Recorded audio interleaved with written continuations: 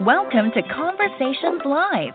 For more than a decade, we've brought you the best in books, entertainment, celebrity interviews, and current events. When the movers and shakers of the world have something to say to you, they say it to us first. Now celebrating 17 years of broadcasting success, here's your host, Cyrus Webb. And welcome back, everyone, to Conversations Live. I'm your host, Cyrus Webb. Glad you all could join us once again, both for those tuning in on the radio dial and those joining us online worldwide. Thanks to our friends at iHeartRadio. We're glad you all could be with us as well. We're so excited to welcome Paul Byrom to our program today. Paul is an individual who's been able to thrill music lovers literally around the world, giving us great music as well as great performances along the way. Paul is gearing up for the release of his new project called What I Did for Love. We'll talk to Paul about that, what it's been like for him to share the experience with us via virtual on social media, and, of course, let you guys know how you can pre-order it for yourself. Paul, thank you so much for the time today. I really appreciate it. It's absolutely my pleasure. Thank you very much for having me. Look, glad to do it. We're going to get into the new project here in a bit. I want to start, though, by talking about this musical journey for you because, as I said, you literally do have fans around the world who've been staying connected with you, especially now since we've all kind of been hunkered in and not traveling as much as we normally would, right? What has that experience been like for you, Paul, to be able to share your gift of music literally with the world? Well, you know, it's funny, Cyrus, because prior to the COVID pandemic, you know, I would have done an awful lot of work, I suppose, primarily within America, a little bit in Canada, and every now and again elsewhere in the world. But those would be my primary markets. You know, obviously Ireland as well. I would work at home. It'd be a pretty sad state of affairs if I didn't get any work at home. But right. You know, so they were kind of the three groups of following that I would have been most aware of. I was aware for quite some time of quite a strong following down in Australia. I mean, there's a Facebook fan group down there called the Southern Cross Sheelers, you know, Paul's Southern Cross Sheelers, which is very cool. You know, those were the people that I was aware of.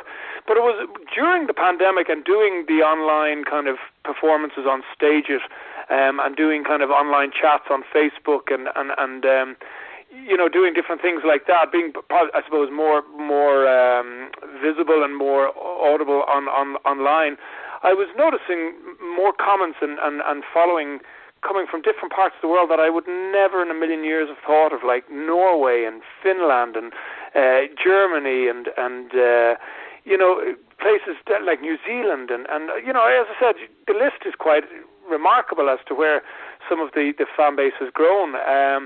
Which is great and overwhelming at times when you think about it. I mean, there are times even when I just see messages coming in from different parts of America, and I'm like, Mother of God, somebody's dropping me a message from Iowa, you know. So, to be honest with you, I don't take it lightly. I don't take it for granted. I'm very humbled by it, but very excited about it as well. And even though I'm a long time in the game, I still kind of get blown away by it every now and again. Right. Well, it's funny you said that because I actually, when I was prepping for this segment to talk to you today, Paul, I went back and watched an interview you did for television back in 2009.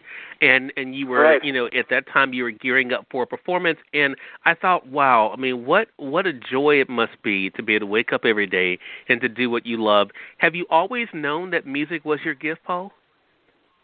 Yeah, I did for sure. I mean, from the time I was a toddler, you know, I was always kind of drawn toward music according to my parents, you know, and you know, then at the age of kind of 4, I think I was, Stevie Wonder released a song called "I Just Called to Say I Love You," and I was blown away by him, you know, just his persona and, you know, the fact he was blind and the song was so catchy and it was just a different vibe to anything I'd ever seen or heard before. And I used to mimic him and pretend to be him and sing along, and that was at the age of 4. So, you know, I from a very, very young age, I was captivated by music, and that kind of love was nourished by my mother in particular, and by my school, and then as the more I performed, and in particular on stage and in front of audiences, the more I wanted it, and I wasn't, you know, ever intimidated or shy or kind of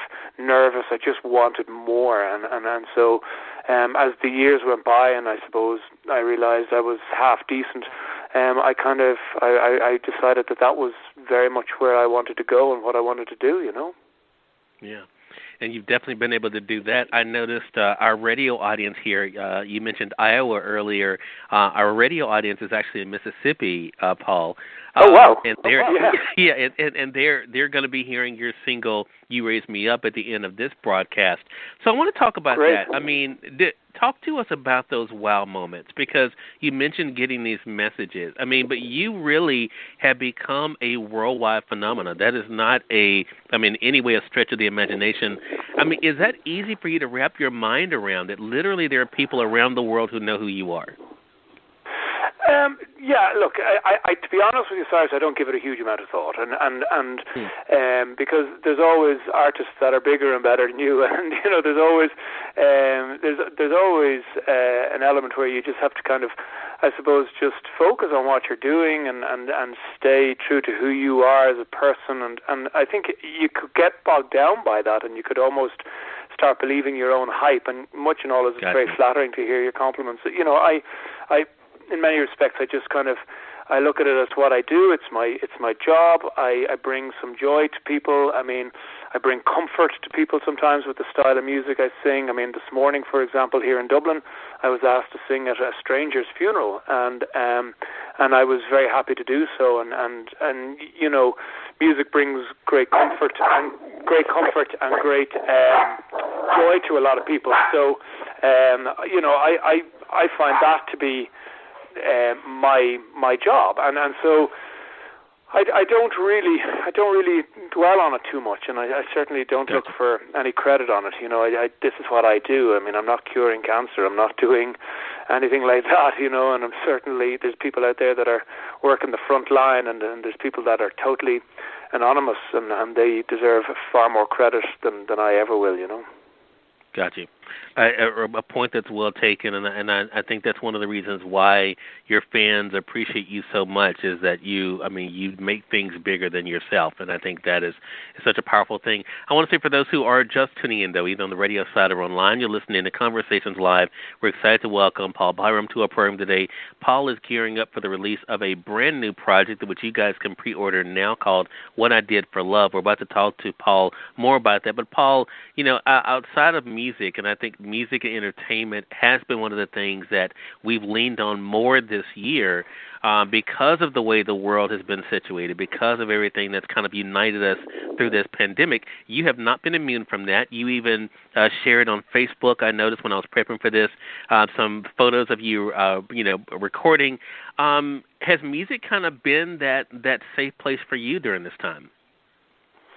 Yeah, I think during this time, but throughout my life, you know, I think music, as I said previously, brings a huge amount of comfort to people, but also to myself. And you know, through good and bad, I've always kind of found myself going toward music for solace and for comfort. And you know, certainly this project, the new album, it has been a great distraction and a great focus for me during the lockdown, because I know obviously things are slightly different to how we're managing it here in Ireland, in America. You know, America is not maybe as locked down as Ireland has been, and there was a period there from kind of end of March through till kind of May, where we weren't allowed to go further than 5 kilometers from our house, you know, and we weren't allowed, you know, see anybody. We weren't allowed to go to other people's houses, you know, and so you were very much within your own home and kind of looking for your own source of entertainment or amusement and comfort and so forth, and you know, some people worked out, some people ate a lot, comfort foods, and drank a lot, and people like myself, I was very fortunate in that I was able to kind of focus on the album and focus on the project and make sure that when eventually things return to some level of normality, that I would be ready to roll, and thankfully that's what I was able to do. But yeah, no, for sure, I find that I go to music for comfort on many occasions. Yeah. I mentioned social media. Did you find that before this year that has always kind of been your connection to us as your fans, or did it seem like more so this year the importance of it kind of came to the forefront? Yeah, I think social media is a very powerful thing. I think it can be a great thing, and I think it can also be quite a dangerous thing, which is obviously a whole other segment that we could sit talking about for an hour or so, social media has a lot of pluses to it. And I, over the last kind of couple of years in particular, have warmed to it more and kind of got more comfortable with it. I used to, in the past, just post things about my album and keep it very kind of professional, and all my posts were very kind of professional posts, and then over time with Instagram in particular, I found that with the little stories that you can do, video stories, I found myself becoming more comfortable with it and becoming more myself around it, and I have found that the feedback from my fan base and following has been, how they enjoy getting to know me better as a person, you know what I mean, and see me as a person and kind of get a sense of my humor and my beliefs and whatever else. And so it has been a great tool in that regard to kind of, I suppose, let people know who I am, and get people to know who you are, because often you go to a concert or you go to a show or whatever, even movies or television, and you just see the actor or the singer that you're watching, and what they're delivering or performing is all you're given, and so I think social media is a great way and a great opportunity to let people know who you are as a person, and hopefully they'll like you, and for those of you that don't, there's nothing you can do about them, but and I think you got to take it in measures. You've got to, I find myself having to say, okay, put the phone down, it's done for the night. I'm going to spend time with family, friends, girlfriend, read, maybe look at a program, watch a movie.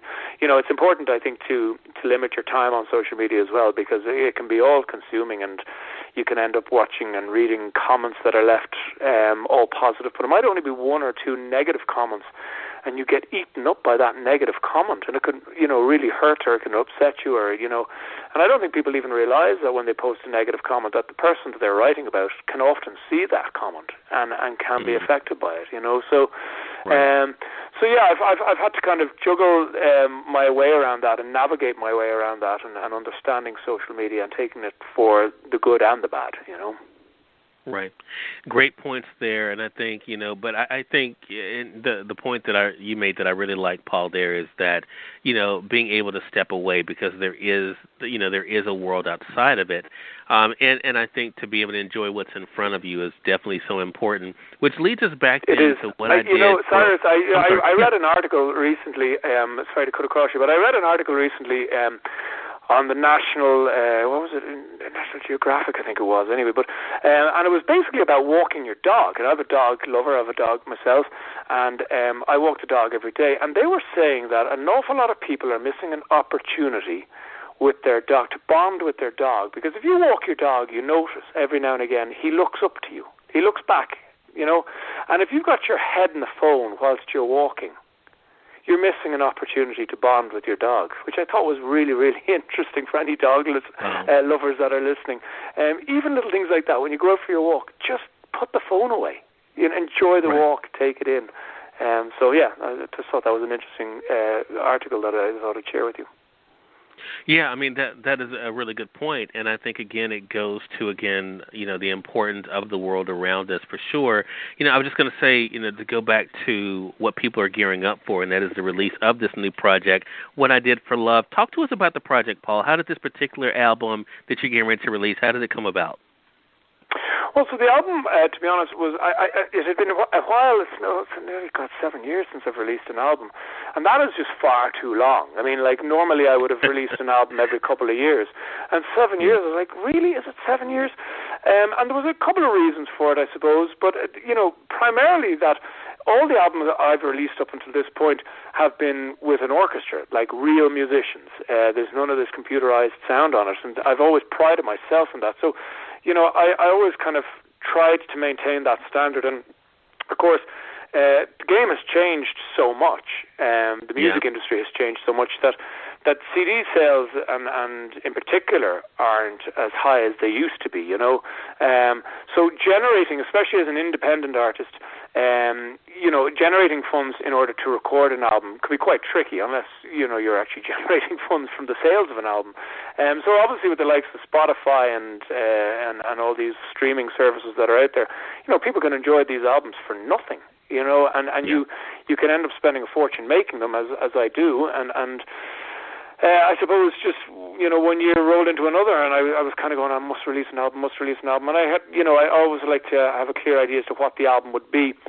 So I turned 40 then last year, and I thought, you know, it'd be nice to release an album now, an album that kind of reflects me as a man at 40, you know, the ups and downs that life brings, and find songs that reflect me and mean something to me throughout my life. And so I then went about trying to figure out how I would raise the capital and the money for it. And I thought, you know what, every gig I did, people were coming up and going, when's the new album out?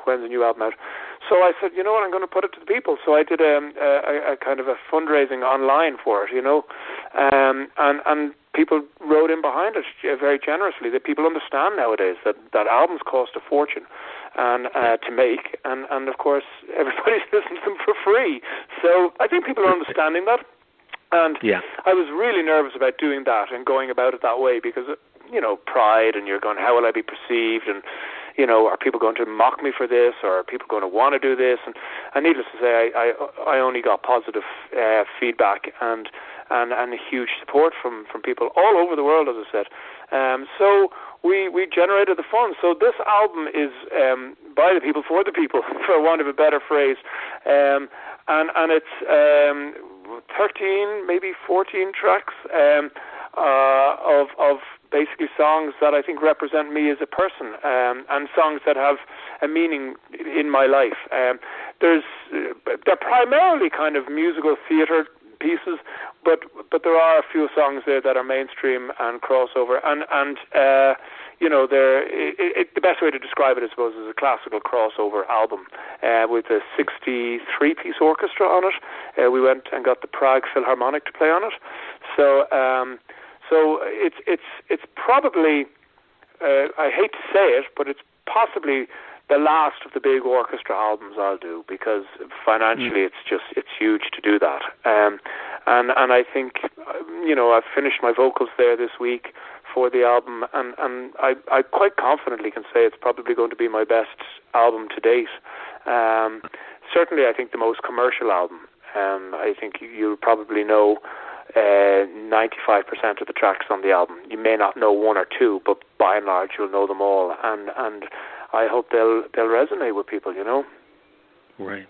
Well, I know they're looking forward to it, and if our audience has not done it already, you definitely now is the time to be able to go ahead and to pre-order it. All you have to do is go to Paul's website at paulbyrom.ie. Again, that's Paul Byrom, BYROM.ie.